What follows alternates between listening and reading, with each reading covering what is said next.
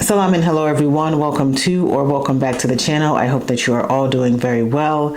For some of you ladies watching, I know that your immune system is in a constant flux. Sometimes you're feeling well, sometimes you're not feeling well, and you seem to be in this cycle of not feeling well and then feeling well, and you're trying to figure out, how can I get better? How can I be in more control of my health so that I'm on the offensive side and not the defensive side? For example, there are two things going on right now that many of you might be well aware of. Number one, for some of you, your kids are going back to school, and depending on the environment that you live in, the actual educational system that you're living in, your kids may have had the summer off and now they're returning to school. And so with school comes a lot of germs. It's a breeding zone for germs, most schools, because there are kids there of all ages, and kids aren't the best with hygiene just yet because they're still growing and they're still learning. Some adults still have issues with that too, but that's besides the point. So that's one thing, is that your kids are back to school and you're being exposed to these germs. For some of you, you may not even have kids, but your business partners have kids, your coworkers have kids, your clients have kids, and so by default, you are also exposed to some of these germs that kids are bringing in. And because school zones are, like I said, a hot zone and a breeding zone for germs, you too are going to be exposed to this. And now the second thing that's also happening is the weather is changing depending on where you live. In North America, we are exiting the summer season and we are entering the fall season. So temperatures have already started to drop. With the beautiful foliage comes a drop in temperature. Some cold weather is around. And the cold weather doesn't necessarily cause an issue for your immune system. It's more of the fact that in response to the cold weather, you're no longer going outside into the warm weather for walks or going out just your daily life in the summertime. People like to get out more in the warm weather. Instead, you're opting to stay inside and are now in hibernation mode. You're going to start to enter hibernation mode, which is what most people do who are in the winter seasons, who are exposed to this cold weather and snow. They like to stay inside to stay warm. And what happens with that is you are now in close proximity to a bunch of other people, perhaps if you live with other people who also don't go out. So that is another hot zone or breeding zone for germs, is that you're now in close proximity to all of these people. Nobody's getting out, nobody's getting fresh air. So I would say your immune system is also a little bit shocked to saying like, okay, what's going on here? Now I'm being exposed to more and more pathogens that I wasn't necessarily exposed to in the past. So there are two things, those are the two things that are going on. But in today's video, and I know I gave you those two reasons, but I really want to talk about how to build your immunity for busy and overworked women who might be experiencing the change in weather or an exposure to more pathogens because of the exposure of the kids going back to school. So first, I want to talk about the science of immunity. Our bodies have a natural security system that when pathogens like bacteria or viruses enter our system, or we are exposed to this, these pathogens, our body has to react to it.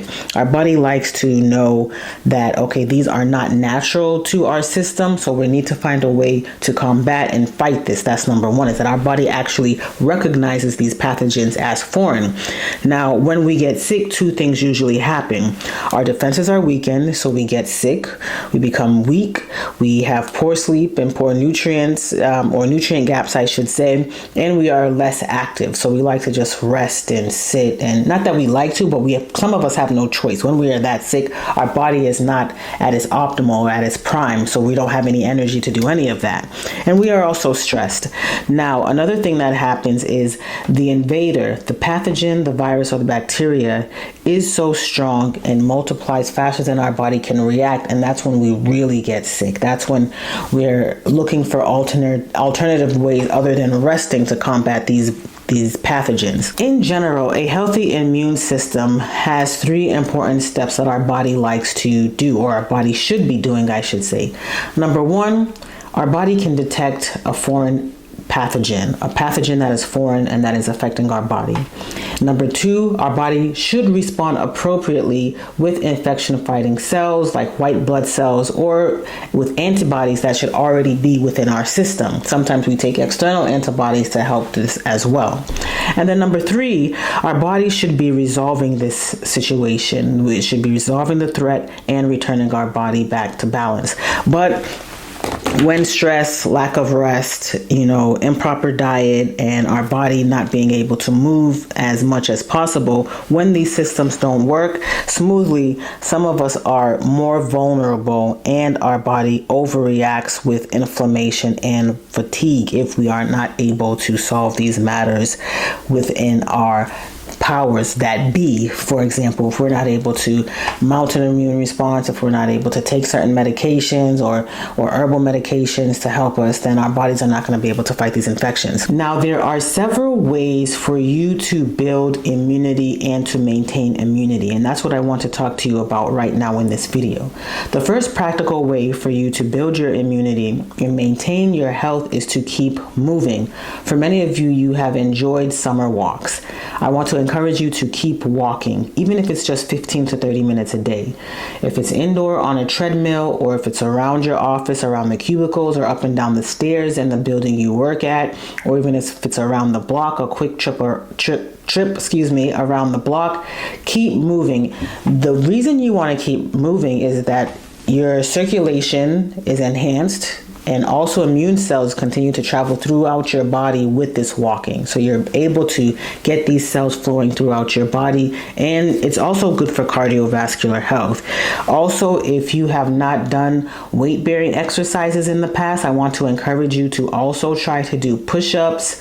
Pull-ups might be a stretch if you have not ever tried a pull-up, but try a push-up. Try push-ups on your hands and knees if you're not able to do a full push-up. And also try things like squatting. Squatting is very good, especially for women over a certain age. I want you to check out this video here where I talk about the importance of squatting, stretching, and sleeping, especially for women over 40. So give this video a look. So yes, please keep moving. Do not stop moving. It's going to be really important for your circulation, for your immune system, and for your overall health. The second practical way for you to build your immunity includes nourishing yourself with real food.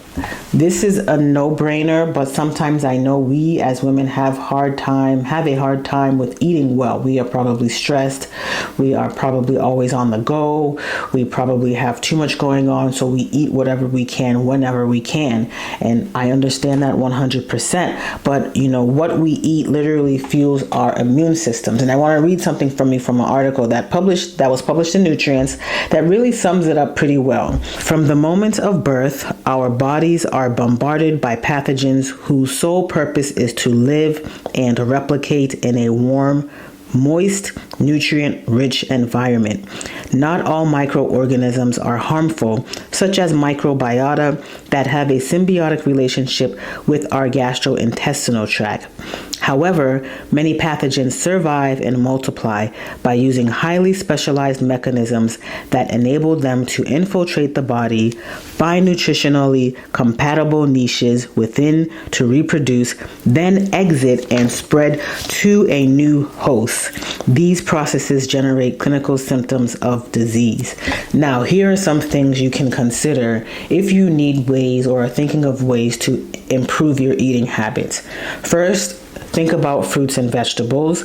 They provide you with vitamins A, C, antioxidants, and they help white blood cells work properly. So that's going to be really important, is for you to eat more vegetables and fruit. Think about low glycemic fruit like strawberries, blackberries, and blueberries.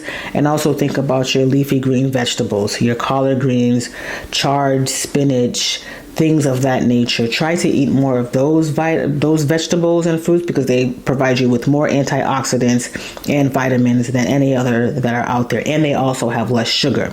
Another thing you want to do is try to incorporate nuts and seeds if you don't have any allergies, but just be careful of the caloric intake. So therefore you're going to want to measure out how much nuts and seeds that you eat, but understand that nuts and seeds are great because they provide you with zinc, healthy fats. Your omegas are really good for you, and One thing I really want to say is try to think about things like pumpkin seeds, hemp seeds, as well as sunflower seeds. These are good places to start because you can put them in your salad or your soup so that you can get a feel for how they could taste with eating it outside of just eating it alone, that is. Sometimes I eat pumpkin seeds and sunflower seeds on their own. I just pop a few in my mouth every day. But again, you have to be careful of that caloric intake because if you're eating so much, you could just blow past your calorie, your set calories for the day. So just be careful of that. Another thing I want you to also consider is protein. Now, protein is very important because it's going to help support our muscle mass and maintain muscle mass, as we are getting older, which is very important. Muscle is connected to bone, is connected to tendons and ligaments, so it's going to be important for our overall bodily structure that we have enough muscle, and our heart is made of muscle. So then, therefore, again, we are going to want to make sure we're getting in adequate protein. So protein really is essential for building immune cells. So we're going to want to aim for 1 gram of protein per 1 pound of ideal body weight. I've mentioned this before. So for example, if your goal ideal body weight is 150 pounds, then you're going to want to eat 150 grams of protein per day. You don't only have to eat chicken, beef, turkey, those types of foods to gain your protein. Think about Greek yogurt. Think about peanut butter, think about cottage cheese, think about whey protein or plant-based protein. Also think about what are some other good protein sources. Tofu, of course. Tofu. I think tempeh might be good with protein. Seitan, not that much. I don't think it has as much protein as tofu, but think about your animal-based protein products as well as your plant-based protein products, as well as beans, legumes, lentils. Now those are high in carbs, but they can also be a good source of protein if you want to change up your diet every once in a while. So please consider eating more healthily. That helps build your immune system. And then also please consider limiting the amount of processed snacks you eat. So processed, I mean anything packaged like crackers, chips, cookies.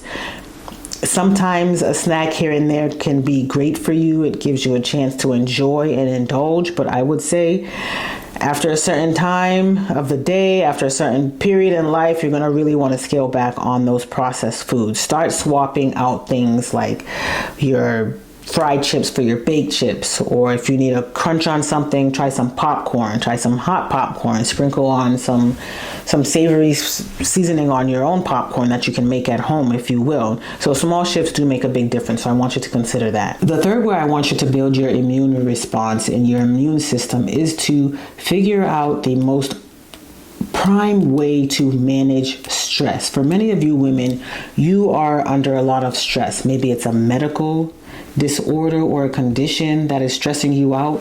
Maybe it is a medical bill that is stressing you out. Maybe it is something that is going on medically with your family members or with your friends that is going on, or with your coworkers. So now you have their work, which is causing you more stress.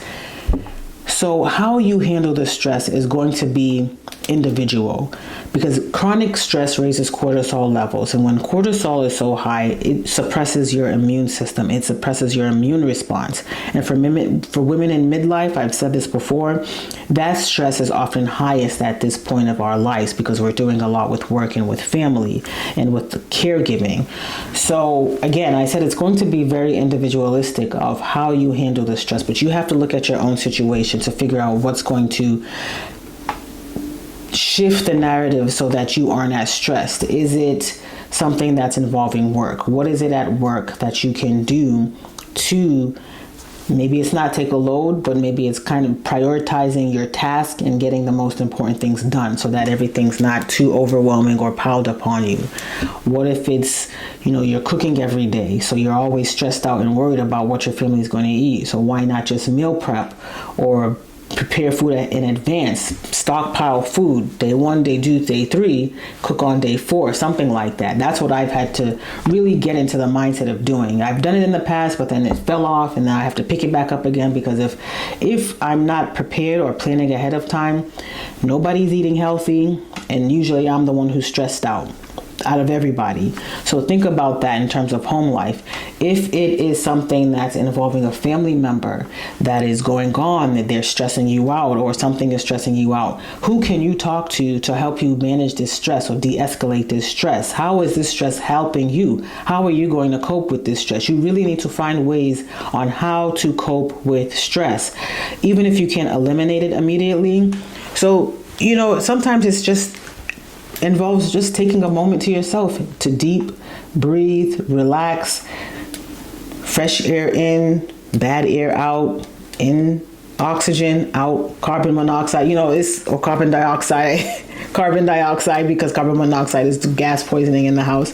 Anyways, so there are multiple ways in which I want you to figure out the best way to de-stress, to manage your stress, and to de-escalate, because carrying so much stress on our shoulders, I'm even feeling it just talking about stress. Like, I can feel myself like wanting to say, sis, de-stress now, whatever you need to do, de-stress, even if it's,